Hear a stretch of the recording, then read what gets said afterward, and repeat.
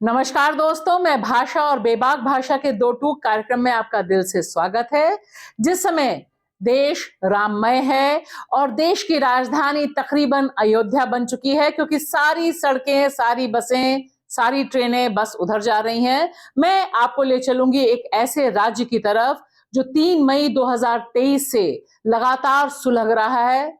वहां पर भी डबल इंजन की सरकार है, यानी बीजेपी की सरकार मोदी जी के नेतृत्व में वहां चल रही है। लेकिन देखिए, जिस तरह से वहां रामराज आया हुआ है, हिंसा का दौर चल रहा है, एक के बाद एक विभाजनकारी रेखा गहरी होती जा रही है, उस पर कहीं से भी कोई चर्चा नहीं। यह राज्य है मणिपुर, वही मणिपुर जहां से कांग्रेस नेता राहुल गांधी ने अपनी भारत जोड़ो न्याय यात्रा शुरू की और बहुत अहम सवाल उठाए, सुलगते हुए सवाल उठाए कि एक ऐसा राज्य जहां खुद भाजपा का शासन हो, जहां बीरेन सिंह की सरकार चल रही है, वहां पर जिस तरह से, जिस बड़े पैमाने पर हिंसा है और उस हिंसा को रोकने में केंद्र सरकार और राज्य सरकार पूरी तरह से नाकाम है, यह किस तरह का शासन है और इस पर प्रधानमंत्री नरेंद्र मोदी की चुप्पी आखिर क्यों बनी हुई है। हम देख रहे हैं कि पिछले 48 घंटों में जिस तरह से वहां हिंसा हुई, जिस तरह से वहां सैन्य बलों को निशाने पर लिया गया, कहीं 5, कभी 3, कभी 2, अनगिनत जाने जा रही हैं, सब भारतीय नागरिक ही हैं, लेकिन सिस्टम, सरकार चुप, मीडिया पूरी तरह से खामोश, क्योंकि उसे तो अयोध्या के काउंटडाउन से छुट्टी ही नहीं मिल रही है। ऐसे में ये जो भारतीय नागरिक मारे जा रहे हैं और ये जो सैन्य बल मारे जा रहे हैं, इनकी जवाबदेही होगी तो किसकी होगी?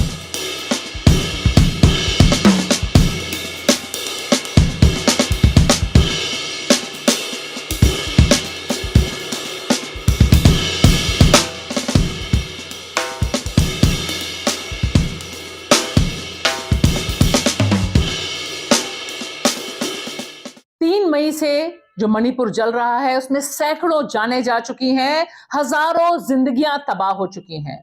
और अभी खास तौर पर ध्यान दीजिए इस खबर पर। यह खबर बता रही है कि किस तरह से जो नफरत का साम्राज्य इस डबल इंजन सरकार ने इस सुंदर प्रदेश में फैलाया है, वह कहां तक पहुंच चुका है। यह शख्स भारतीय जनता पार्टी का जिला अध्यक्ष है और यह आरोपी है एक पुलिस वाले की हत्या में। जिस तरह से इस पूरे इलाके को झोंक दिया गया है एथनिक वायलेंस में, और उसमें इस शख्स के बारे में जिस तरह से खबरें बहुत देर से आई, क्योंकि साथ ही देखिए यह ट्वीट भी जो मणिपुर की भाजपा ने ऑफिशियल ट्विटर हैंडल से, यानी एक्स हैंडल से किया, जिसमें वह बताते हैं कि ये जो हिंसा है, जो सैन्य बलों पर हिंसा है, जो पुलिस वालों पर हिंसा है, उसमें विदेशी हाथ है। लेकिन बाद में पता चलता है कि यह शख्स उसमें एक आरोपी है। ये जो कनेक्ट है हिंसा का, वायलेंस का, जिस पर मीडिया में पूरी तरह से चुप्पी है, यह एक आपराधिक चुप्पी है। और ध्यान देने की बात है कि जनवरी में जिस तरह से दोबारा हिंसा फैली है, उसके पीछे एक बड़ी वजह जो आप तक शायद ना पहुंची हो। ध्यान से देखिए यह खबर। इतनी हिंसा के बाद जब कुकी समाज, जो समाज और मैतेई समाज के भीतर इतना गहरा अविश्वास है, ठीक उस समय जनवरी में बीजेपी सरकार ने यह फैसला किया कि कुकी और जो समाज को जो आदिवासी रिजर्वेशन हासिल है, उस पर पुनर्विचार करना चाहिए और इसके लिए वह कमेटी गठित करती है। निश्चित तौर पर पहले से जहां समाज डिवाइडेड हैं, क्योंकि यह सब हम जानते हैं कि जिस तरह से मैतेई बहुल इलाके में कोई कुकी नहीं आ सकता, ठीक उसी तरह से कुकी बहुल इलाके में कोई मैतेई नहीं जाता। अगर आप गाड़ी लेकर जाते हैं तो आपको गाड़ी का ड्राइवर बदलना पड़ता है। यह सब नए भारत में हो रहा है और इसमें हम और आप यह हैशटैग नहीं लगाते कि मोदी हैं तो मुमकिन है, क्योंकि मणिपुर के हाल इस तरह के कभी नहीं रहे हैं। और इस तरह का जो कदम उठाया बीरेन सिंह की सरकार ने, उसके बाद कुकी और जो समाज में गुस्सा उबाल पर आया और आप देखिए उसका नतीजा हमारे सामने दिखाई दे रहा है कि एक तरफ भारतीय जनता पार्टी से जुड़े हुए लोग, उसके जिलाधिकारी हिंसा में शामिल बताए जा रहे हैं, सामने आ रहे हैं उनके चेहरे, और वहीं दूसरी तरफ लगातार निशाने पर बने हुए हैं सैन्य बल, वही सैन्य बल जिनकी शौर्य गाथाओं पर अभी तक भारतीय जनता पार्टी, आरएसएस और तमाम लोग पूरे देश में इसका गुणगान करते रहे हैं। लेकिन मणिपुर इज डिफरेंट। और दोस्तों, ये जो कपड़े मैंने पहने हैं ये मणिपुर के कपड़े हैं। ये जब मणिपुर में गई, वहां की जो महिलाएं हैं जो खुद करघे पर बिनती हैं कपड़ा, उनसे ही यह कपड़ा मैंने लिया। लेकिन जिस समय मैंने लिया उस समय मणिपुर शांत था। उस समय मैतेई और कुकी समाज के भीतर इस तरह का डिवाइड नहीं था।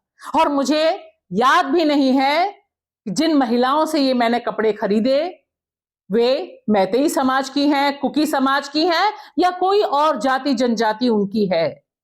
इसी तरह का मणिपुर रहा है।